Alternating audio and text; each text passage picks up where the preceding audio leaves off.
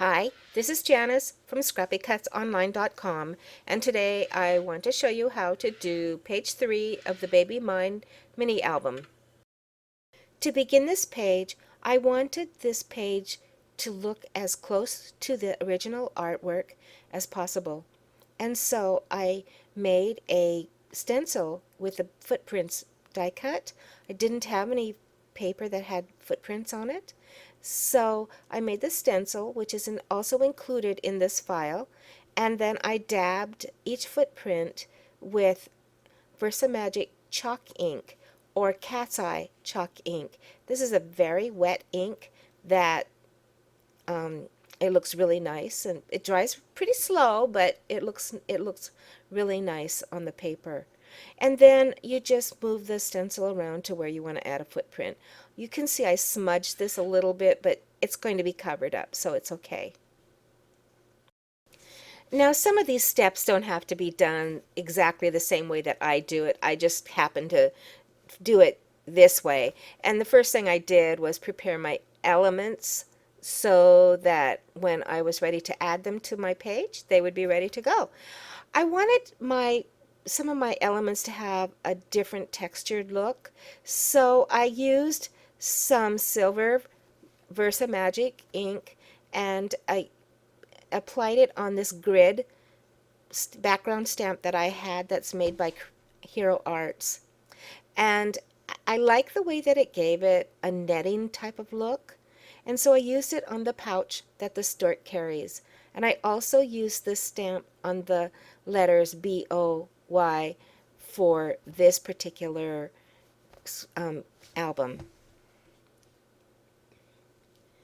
As with all of the pages I made for this album, I used Distress ink to ink the sides of all of my light colored pieces, and this is the stork that goes on to that page.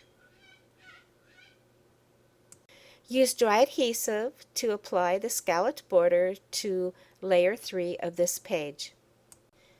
By rummaging through my stash of ribbons, I found this really pretty velveteen rickrack, and so I used that to go over the seam of the border and the layer 3. Now apply layer 3 with the scalloped border attached to it to layer 4, which is just a piece that I used the stencil on to make the footprints. Doesn't that look cute?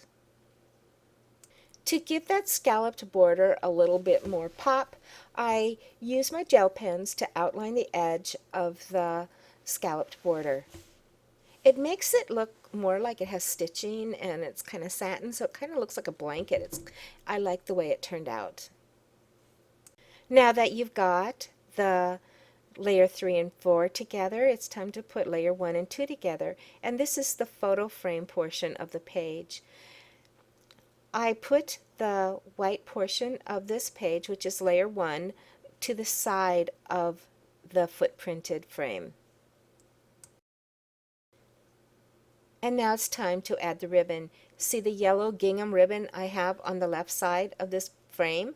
And so the first thing I do is I cut a strip of the ribbon that I know will be able to wrap around each end of the frame, and then I take another piece of ribbon and I tie the bow around that original strip. I like to do it this way because I have more control of the way the bow sits when I put it on the frame itself. And then you can also adjust where the bow is going to be on your ribbon. Once your ribbon is secure on your frame, then you add it to your background page. Doesn't that look cute?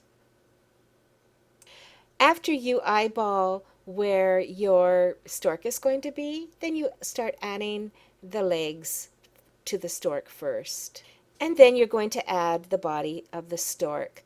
The tail of this stork is off page just a tad bit, but I will later take the scissors and trim it so it matches the side of the page. And then I added the beak to the stork. The color I used for the stork's legs and the stork's beak wasn't bright enough for me, so I used my orange gel pen to give it more of an orange color and also to give it a glazed, shiny look.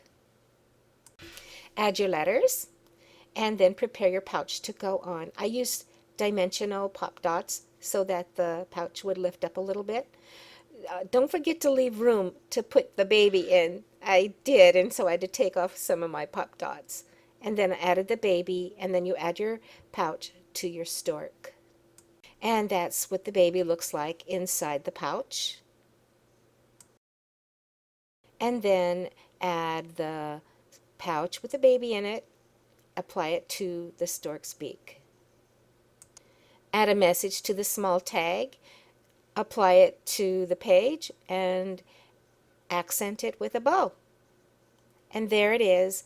There's page 3 of the Baby Mine mini album. I hope you enjoyed this video, and I hope that you visit my other videos and get some good ideas, and come and see me at my site at scrappycutsonline.com. If you have any questions, be sure to ask. Thanks. Bye-bye.